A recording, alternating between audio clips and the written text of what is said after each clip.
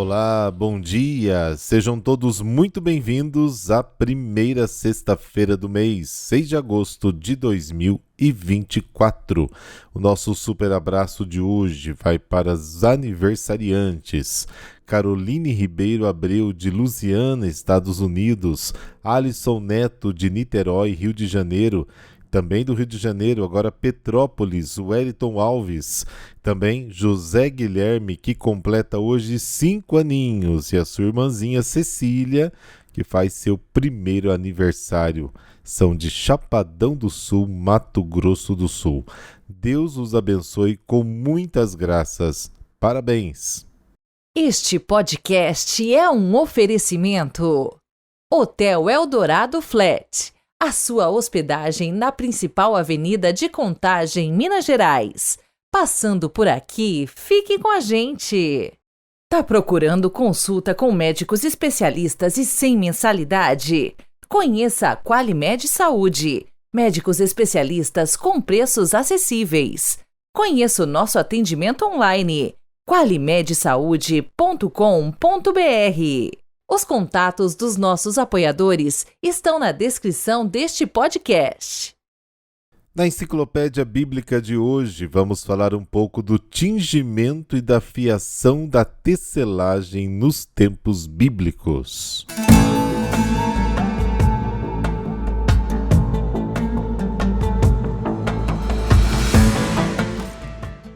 Bom, depois de cardada, a lã era fiada. Geralmente a fiação era trabalho das mulheres. Isso provavelmente era feito em simples fuso manual, embora só tenham sido encontradas rocas de pedra, cerâmica e osso. 2 tipos principais de teares eram usados em Israel, um tipo vertical e outro horizontal. No tear vertical, o tecelão ficava de pé, com os fios verticais presos numa travessa em cima, a haste da lança de Golias era como travessa de tear, 1 Samuel capítulo 17, versículo 7, e esticadas para baixo por meio de pesos. À medida que o tecelão trabalhava, os fios transversais eram empurrados para cima. Podiam ser trabalhadas 5 ou 6 urdiduras ao mesmo tempo, o que permitia produzir vários desenhos. O tecelão podia afastar-se, o que lhe possibilitava tecer grandes peças de tecido. Em época posterior, foi introduzida uma barra giratória na parte inferior do tear.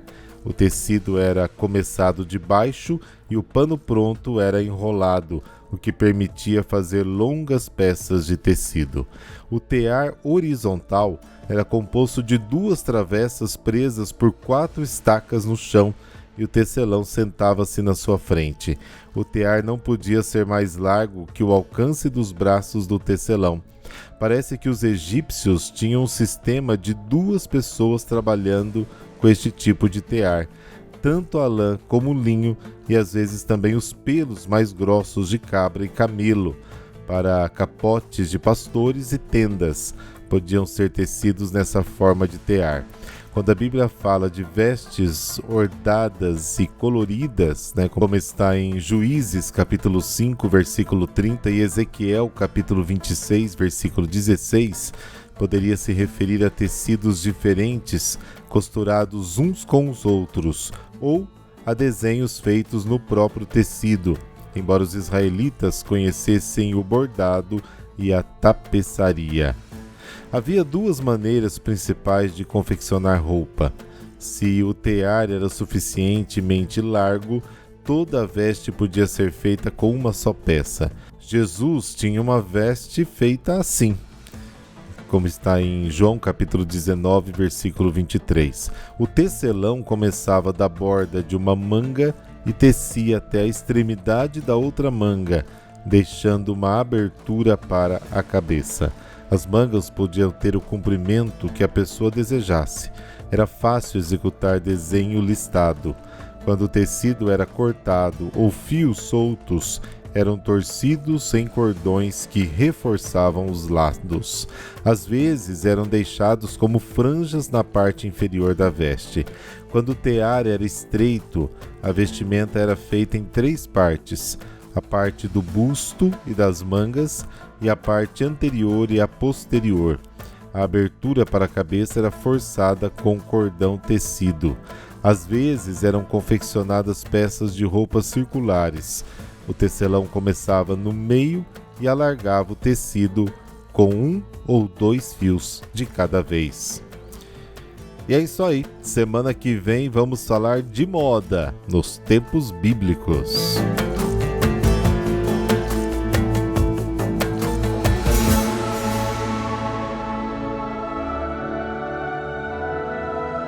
Pelo sinal da Santa Cruz, livrai-nos Deus, nosso Senhor, dos nossos inimigos. Recebei, ó Deus Todo-Poderoso, o louvor desta manhã, e concedei que no céu, unidos a vossos santos, cantemos eternamente com maior entusiasmo a vossa grande glória. Amém.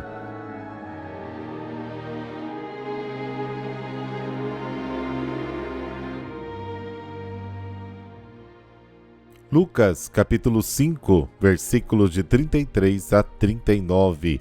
O Senhor esteja convosco. Ele está no meio de nós. Proclamação do Evangelho de Jesus Cristo segundo Lucas. Glória a vós, Senhor. Naquele tempo, os fariseus e os mestres da lei disseram a Jesus: os discípulos de João e também os discípulos dos fariseus jejuam com frequência e fazem orações, mas os teus discípulos comem e bebem. Jesus, porém, lhes disse: os convidados de um casamento podem fazer jejum enquanto o noivo está com eles? Mas dias virão em que o noivo será tirado do meio deles. Então, naqueles dias, eles jejuarão. Jesus contou-lhes ainda uma parábola: ninguém tira retalho de roupa nova para fazer remendo em roupa velha. Senão vai rasgar a roupa nova, e o retalho novo não combinará com a roupa velha. Ninguém coloca vinho novo em odres velhos, porque senão o vinho novo arrebenta os odres velhos e se derrama, e os odres se perdem. Vinho novo deve ser colocado em odres novos, e ninguém, depois de beber vinho velho, deseja vinho novo, porque diz: o velho é melhor. Palavra da salvação. Glória a vós, Senhor.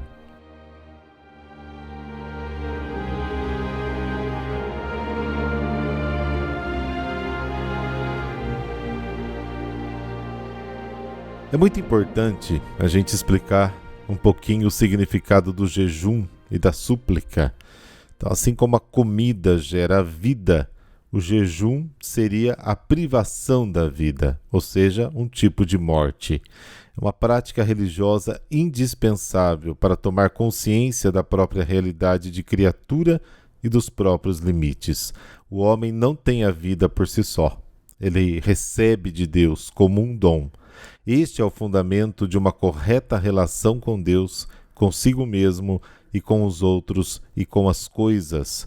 É o gesto máximo de liberdade da criatura, que está em reconhecer a própria verdade sem mentir, nem para si mesmo. Assim, a súplica, que é a forma primordial da oração, é sempre uma invocação de algo que não se possui e que se necessita. Expressa com o espírito a fome e a sede de Deus, que o corpo manifesta através do jejum. No Evangelho, esses 2 aspectos fundamentais do homem são superados. O jejum é substituído pelo banquete. A súplica queixosa é substituída pela dança da alegria nupcial. Os cristãos substituem toda a prática religiosa, simplesmente ritual, para comer e beber, pela Eucaristia. Em vez de jejuar e suplicar apenas como um rito, eles comem e bebem num banquete. Jesus diz a razão dessa saciedade e alegria de vida concedida aos discípulos. Eles estão participando da festa de casamento entre Deus e a humanidade. Em Jesus, a humanidade, que é a noiva, consuma o casamento com o noivo, que é Deus. O casamento é um dos símbolos preferidos do Antigo Testamento para expressar o significado profundo da relação entre o homem e Deus, que lhe deu o primeiro mandamento: escuta-me, ama-me. Deuteronômio capítulo 6. Esta imagem nos permite saber quem é Deus para o homem e o homem para Deus. Deus é paixão pelo homem, o ama e o procura para unir-se a ele.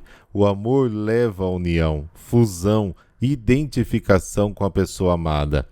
Assim, Deus em Jesus une, se funde, se identifica com o homem, para que cada um possa, por sua vez, amar a Deus com todo o seu coração, com toda a sua alma, com todas as suas forças e identificar-se com Deus em Cristo. A verdadeira natureza do homem só pode ser compreendida se considerarmos a paixão que Deus tem por ele como de um noivo pela sua noiva.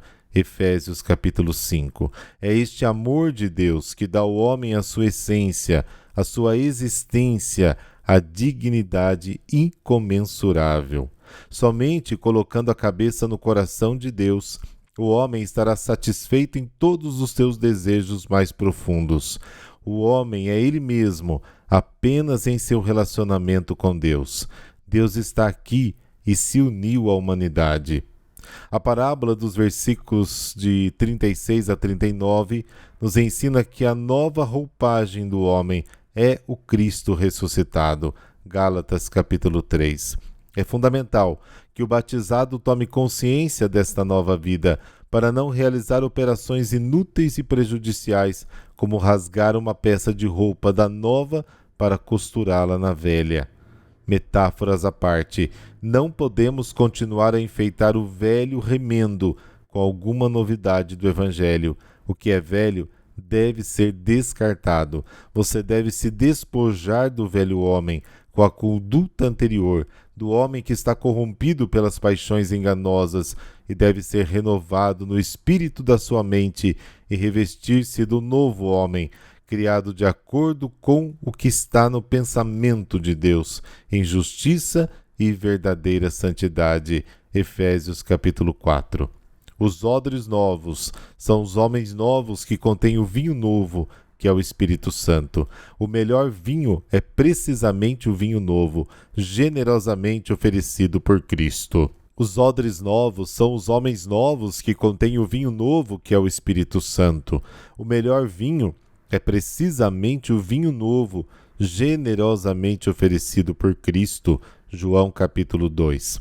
É o convite a superar a falsa sabedoria do óbvio, do repetitivo, que está sempre voltado para o passado, e a ter coragem do novo, que é desconhecido. O jejum. Você sabia que para fazer jejum, além daquele sacrifício de não comer aquela comida ou de não beber aquela bebida, aquilo que você iria comer tem que ir necessariamente para os mais necessitados? Senão, não é jejum. De toda forma, quem jejua deve gerar vida, deve disponibilizar para quem não tem aquilo que está jejuando. Fica aí a dica.